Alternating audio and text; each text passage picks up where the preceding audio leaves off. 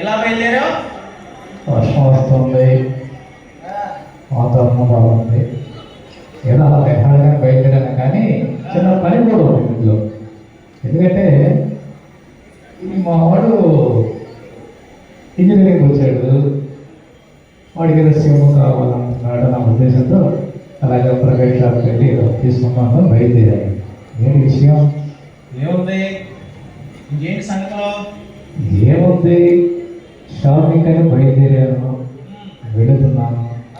పండగ season offer, by one get one favour అనుకుంటాము, చేస్తున్నాము సేవింగ్ అని. కానీ అయిపోతుంది పూర్తిగా మనకి షేవింగ్. నువ్వు చిన్నప్పటి నుంచి ఇంటేనే ఈ కవితలు మాత్రం మానలేదు. పుట్టుకతో వచ్చింది, మొత్తంగా పోతుంది. అంతేకాదు, నువ్వు అనుకుంటున్నావు నేనేదో చదువుతున్నాను కాబట్టి వీడికేదో ఉంది పిచ్చని. అదే కాదు, నేను చదువుతున్నంతా కూడా మంచి అనుకుంటాను ఏంటి అని అలా వస్తూ ఉంటాయి కవితలు, అందుకే చెబుతూ ఉంటాను. ఇంకా ఏంటి సంగతిలో? సంగతులు ఏముంది, తప్పకుండా వెళ్దామనుకుంటున్నాను. నువ్వేమో సింహం గురించి చెప్తానంటావు, ఏమి చెప్పవు. ఈ మధ్యనే స్వదేశీ అంటూ ఈ మధ్య చూడటం కూడా జరిగింది. ఏంటి ఆ స్వదేశీ? ఏ సిమ్ తీసుకోవాలనుకుంటున్నావు నువ్వు? ఇందులో ఏముంది, నేను ఇప్పుడుగా వాడుతుంది జుంబాలి సిమ్. ఆ జుంబాలు గుంబాలు తీసుకుంటే నీ జేబుకు చిల్లే తప్పితే ఏమి ఉండదు బాసు. అది మాత్రం వాస్తవం. చెరువులో చేస్తున్నంత సొల్లు అయిపోతుంది మనకి జోడు చిల్లు, వాస్తవమే. కానీ తప్పదు కదా, మా ఇంట్లో వాడేది జుంబాని, నేను వాడుతుంది జుంబాని, మా నైఫ్ వాడుతుంది కూడా జుంబానియే. ఆ జుంబాలు గింబాలు ఏమి వద్దు కానీ ఈ మధ్యనే బిఎస్ఎన్ఎల్ వారు స్వదేశీ టెక్నాలజీతో 4G టెక్నాలజీ స్థాపించారు. నిన్న నేను చెబుతున్నా స్వదేశీ అని, నా సొద పెడుతున్నావు, నా చోదరు నోట పెడుతున్నావు. ఈ నెల 27వ తారీఖున మన ఏపీ సర్కిల్ సీఎం గారంట శ్రీ శేషాచలం గారి ఆధ్వర్యంలో భారీ ఎత్తున మన ఏ కన్వెన్షన్ సెంటర్ చూసావా, అక్కడ చాలా అట్టహాసంగా జరిగిందిలే. ఏం జరిగింది? అబ్బో, మన ప్రధానమంత్రి గారు లక్ష టవన్లు జాతికి అంకితం చేశారు. వస్తుంది, ఎక్కడ దానికి వెళ్ళాను. ఎందుకంటే ఏం జరిగింది అక్కడ ఎల్సీఓ గారు అని చెప్పేసి ఒక పీజీఎం గారు తెలిసిన ఆయన ఉంటే పాస్ ఇచ్చారు నాకు. ఆ ఫంక్షన్ కి నేను వెళ్ళాను. అబ్బో, ఏం జనాలు. మన ముఖ్యమంత్రి గారు కూడా వచ్చారు. వచ్చి బిఎస్ఎన్ఎల్ వాడండి, చాలా బ్రహ్మాండంగా ఉంటది, స్వదేశీ టెక్నాలజీ అని చెప్పేసి కూడా చెప్పారు.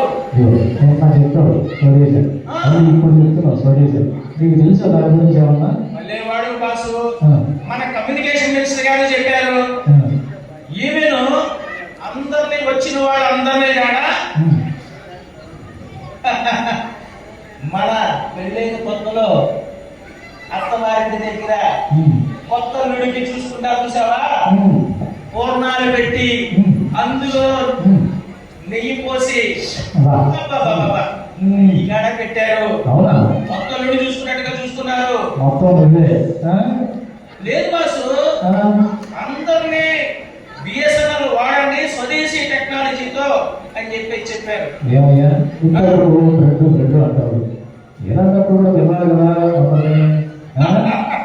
ఏం చేస్తాం, నాకు ఆ పీజీఎం గారు ఒక్క పాస్ ఇచ్చారు బాసు, అది తీసుకుని వెళ్ళారు. ఏం చేస్తాం? సరే కానీ దీని గురించి తెలిస్తే చెప్పు, లేదా ఎవరన్నా తెలిసిన నాకు చెప్పి చెప్తాను. అక్కడ లేకపోతే ఇప్పుడే జోపాలి సింహం అని రెడ్ సింహం కానీ తీరు తీసుకుంటాను. నువ్వు జుమ్మాని సింహం తీసుకోవద్దు, నీ జోబుకు చిల్లు పట్టవచ్చు. నీకు అక్కడ ఒక ఏజం గారు పరిచయం అయ్యాడు. ఏజం మార్కెటింగ్ అంట. నీకులాగా ఆయన కవితలు చెబుతూ ఉంటాడులే. అబ్బో. ఆ, ఆ రోజల్లా ఆ కవితలు ఎంటూనే సరిపోయింది సాయంత్రం అంతా.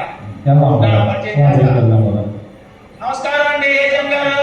నమస్తే సార్, ఎలా ఉన్నారు? బాగున్నారా? బాగున్నా సార్. మా ప్రేమ అని చెప్పేసి మీకులాగానే కవితలు చెబుతూ ఉంటాడు. నమస్కారం సార్. చాలా ఆనందం అండి. చెప్పండి సార్. మీకు కూడా కవిత వేసి ఉందన్నమాట. ఏదో అలా. నా మిత్రుడు తెలుసు సార్, ఈయన కూడా కవితల్లో కొంత ప్రవేశం ఉంది. సరే, ఏంటి విషయం ఏంటి సార్ వచ్చారు? ఏదో స్వదేశీ టెక్నాలజీ గురించి అడుగుతున్నాడు సార్. కొద్దిగా వివరించండి మా వాడికి. ఏంటి ప్రేమ గారు, మీకు ఏదైనా అనుమానాలు ఉంటే చెప్పండి సార్. నేను ఉన్నదే మీ యొక్క అనుమానాలను నివృత్తి చేయడం కోసం. సార్ ఇప్పుడు నేను జుమ్మాలో సెలవు తీసుకుంటా వెళ్తున్నాను. Okay sir. మా ఇంట్లో వాళ్ళు అదే పడుతున్నారు. మా వాడు రేపు మాకు ఇంజనీరింగ్ జాయిన్ అవుతున్నాడు. సిమ్ ఇవ్వాలి వాడికి. దానికోసం వెళ్తూ ఉంటే ఇల్లు మా మిత్రుడు కనిపించాడు. Very good. తీసుకున్నానంటే ఏదో బిఎస్ఎల్ ఫోన్ వచ్చింది, అది వచ్చింది, ఇది వచ్చింది, ఇది చెప్తున్నాడు. దాని గురించి మీరు ఏమైనా చెప్పగలిగితే దాని గురించి ఏమైనా ఆలోచిస్తాను. చాలా ఆనందంగా ఉంది సార్, మీరు చక్కగా వచ్చి ముందు ఇంట్రెస్ట్ చూపించారు. అందుకు మేము మా ధన్యవాదాలు. స్వదేశీ సాంకేతికత గురించి మీరు తెలుసుకోవాలి. నిన్న మొన్న పేపర్ చూసినట్లయితే మోడీ గారి దగ్గర నుంచి మన సీఎం గారి దగ్గర వరకు సీఎం గారు, డైరెక్టర్ గారు అందరూ కూడా వచ్చి స్వదేశీ టెక్నాలజీని ప్రారంభించారు. కాబట్టి స్వదేశీ టెక్నాలజీ గురించి చెప్పాలంటే మీకు ఆల్రెడీ ప్రవేశం ఉన్నటువంటి ఆ కవిత అనేటువంటి ఒక అనుభవంలో ఒక మాట మీకు చెప్తాను. ఆ తర్వాత మీకు అనుమానాలు ఉంటే నివృత్తి చేసుకోవచ్చు. విదేశీ స్వదేశీ సాంకేతికలు ఒక్క పోలిక నుండి చూడ చూడ సెక్యూరిటీలు టారిఫ్లు వేరయా, నెట్వర్క్ల యందు స్వదేశీ నెట్వర్క్లు వేరయా, విశ్వదాభిరామ వినురవేమ. సరిపోయిందండి ఇది. దొందులందో సరిపోయిందండి. ప్రేమ గారు, ఇప్పటికైనా మీకు అర్థమైంది కదా, స్వదేశీ టెక్నాలజీ వల్ల వివిధ రకాలైనటువంటి ఏ టెక్నాలజీ తీసుకున్నా కూడా స్వదేశీ వల్ల మాత్రం ఖచ్చితమైన ఉపయోగం ఉందని నేను మీకు హామీ ఇస్తున్నాను సార్. నేను మాత్రం ఆ జుమ్మాని సిమ్మే తీసుకుంటాను. ఇంకా ఏదైనా మీ అనుమానాలు ఉంటే చెప్పండి సార్. మీ మాట అయినటువంటి కవితల రూపంలోనే చెప్తా. చెప్పండి. మీకు ఒక విషయం చెప్పాలి సార్. ముందు కవితలు అనేటువంటివి సమాచారాన్ని అందించడం కోసం చాలా ఉపయోగపడతాయి. కవితలు అంటే నాకు చాలా మమకారం. ఎందుకంటే సమాచారం అందించాలంటే అదే సహకారం. అందమైన పదానికి అదే ఆకారం. మీ అందరికీ నమస్కారం. ఏంటి ఇంకా మీ వ్యవహారం? మీ కవితలు మీ నమస్కారానికి నాకు ప్రతి నమస్కారం. Thank you sir. కాబట్టి నేను ఇక్కడ చెప్పదలసింది ఏంటంటే, అడగవలసింది ఏంటంటే, 4G సిమ్ ఆత్మనిర్భరం దీనికి మరి సెక్యూరిటీకి సంబంధించిన విషయాల మీద మీకు ఏమైనా అవగాహన ఉన్నదా? చాలా మంచి ప్రశ్న అడిగారు సార్. ప్రేమ్ గారు, మీరే కాదు ప్రజలందరూ తెలుసుకోవాలి సెక్యూరిటీ గురించి. మీరు ఆ పిఎస్ఎన్ఎల్ ఎంప్లాయ్ చూసినట్లయితే దానిలో ప్రధానంగా కనపడేది సెక్యూరిటీయే. మీరు వాట్సాప్ మీ అందరికీ పరిచయం అయి ఉంటుంది. దాంట్లో ఒక క్యూఆర్ కోడ్ ఉంటుంది.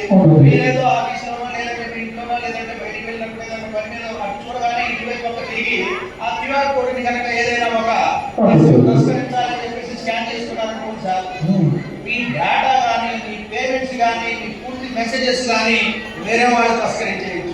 ఈ ఉదాహరణ ఎందుకు చెప్తానంటే ప్రేమ్ గారు, ఖచ్చితంగా ఇదే పద్ధతిలో నోకియా అని, ఎరిక్సన్ అని, మోటరోలా అని, హువావే అని ప్రైవేట్ కంపెనీలన్నీ పనిచేసేసారు. ఇప్పుడు ఇవన్నీ విదేశీ కంపెనీలు.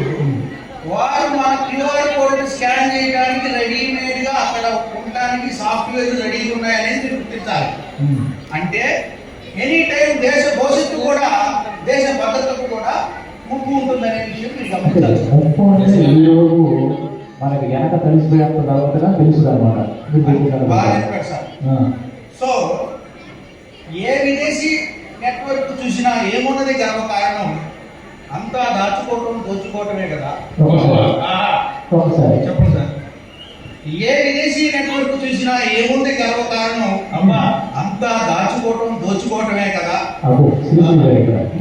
అందుకే పొగడరా నీ తల్లి భూమి భారతి అనేటువంటి బిఎస్ఎన్ఎల్ భూమి భారతిని నీ తల్లి లాంటి భూమి భారతిని పొగడరా. ఎందుకంటే ప్రేమ్ గారికి కవితలతో వదిలితేనే మాట వినేటువంటి పరిస్థితి ఉంటుందనేటువంటి విషయాన్ని నాకు ఇక్కడ అర్థమైంది కాబట్టి ఆ రకంగా మీరు ఇప్పటికైనా మీరు కన్విన్స్ అయ్యారు సార్. కాకుండా ఇంతే కాకుండా మీరు 4G తీసుకోండి, బిఎస్ఎన్ఎల్ తీసుకోండి, మీరు సంస్థ కోసం తీసుకోండి అనుకుంటారు. అసలు సెల్ అంటేనే దానంతట అదే చేసుకునేటువంటి కార్యక్రమం కదా. ఈ సెల్ కంపెనీలో చేస్తున్నటువంటి ఉద్యోగులు వాళ్ళు ఏం చేస్తుంటారు, వాళ్ళు ఏం పడాలి కదా. ఏం సార్ అర్థమాట అనేసారు, ఏం చేయకుండానే ఈ సర్వీసెస్ అన్ని మీకు వచ్చాయంటున్నారా? మీరు ఒక నిర్ణయానికి వచ్చేసారు ముందుగానే, ఏమనంటే టెలికామ్ ఎక్విప్మెంట్ అంటే దాని అందరికి అదే పని చేస్తుంది.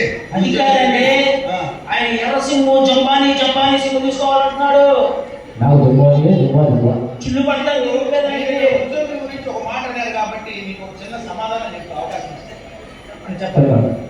ల్యాండ్ లైన్ టెక్నాలజీ దగ్గర నుంచి 2G టెక్నాలజీ, 4G, 3G అన్ని రకాలైనటువంటి సాంకేతికతను ఇక్కడ ఉన్న ఉద్యోగులందరూ కూడా ఆహార్మేసులు శ్రమించి ఇన్స్టాల్ చేసి మెయింటైన్ చేసి సర్వీస్ మీ అందరికీ ఇచ్చి ఇన్ని మార్పులు చూసినటువంటి ఉద్యోగులు ఎవరైనా ఉన్నారంటే కేవలం మా బిఎస్ఎన్ఎల్ ఉద్యోగులే సార్. మీరందరూ మీరు ఆ విషయాన్ని దయచేసి గమనించాలి. వాళ్ళందరూ పనిచేశారు కాబట్టి ఈ రోజు మనం బిఎస్ఎన్ఎల్ ని ఒక ఆపరేషనల్ ప్రాఫిట్ లోను కొన్ని క్వార్టర్స్ అయితే నిజమైన లాభాలు కూడా చేశారు జరిగింది సార్. సరే, ఉద్యోగులు అన్నారు, ఏదో చేశారు అన్నారు. మరి ఈ సంస్థ అనేటువంటిది అంటే మనం దేశానికి ఏం చేసేవాళ్ళకి కావాలి, సంస్థ మనం చేయటం కాదు. ఆ విషయంలో సంస్థ ఏమైనా దేశానికి ఏమైనా చేసిందా?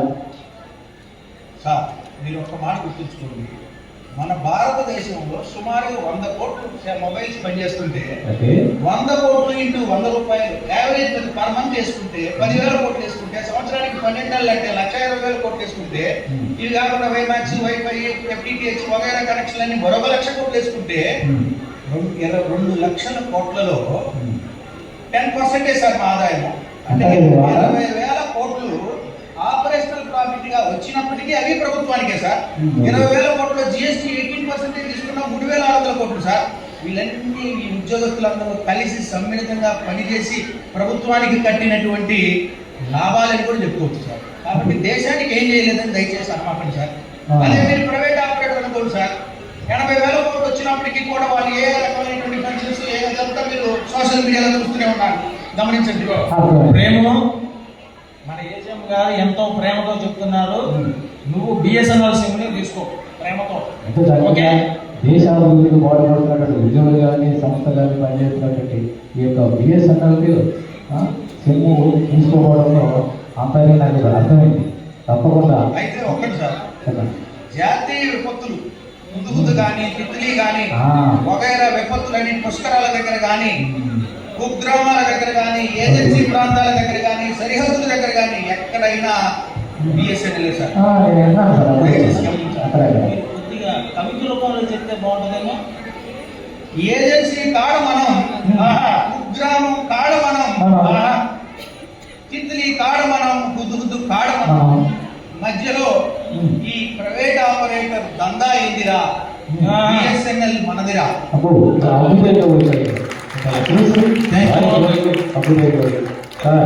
ఏజెంట్ గారు మీరు ఇంత చక్కగా చెప్పిన తర్వాత నేను తప్పకుండా జుమ్మాని కాకుండా బిఎస్ఎన్ఎల్ సిమ్ తీసుకుంటున్నాను. నేను తీసుకుంటే కాకుండా మా కుటుంబ సభ్యులందరూ కూడా ఉన్నటువంటి సిమ్లన్నిటి కూడా పోతపూర్తి తీసుకొని అందులో రావడం జరుగుతుందని చెప్పి ఇప్పుడే తీసుకోండి. ఏం వచ్చినట్టు తీసుకుంటూ చెప్తాను. ఒకటి సార్, మీరు ఒప్పుకున్నారు కాబట్టి మన ముగ్గురు ఇక్కడ కూర్చున్న ప్రేక్షకులు అందరూ కలిపి బిఎస్ఎన్ఎల్ జిందాబాద్ ఒకసారి, బిఎస్ఎన్ఎల్ ఆంగ్లీ ఒకసారి, అలా ఒక్క నిమిషం ఇంకో విషయం చెప్తాను నా గురించి. నాది కాదనగా నేను పట్టించుకోను, నాది అనుకుంటే వదిలించుకోను. ఇప్పుడు బిఎస్ఎన్ఎల్ నాది, నా కుటుంబానికి, నా సంస్థది, మా అందరిది కూడా జిందాబాద్ బిఎస్ఎన్ఎల్. అందరూ కూడా లాంగ్ లివ్ బిఎస్ఎన్ఎల్.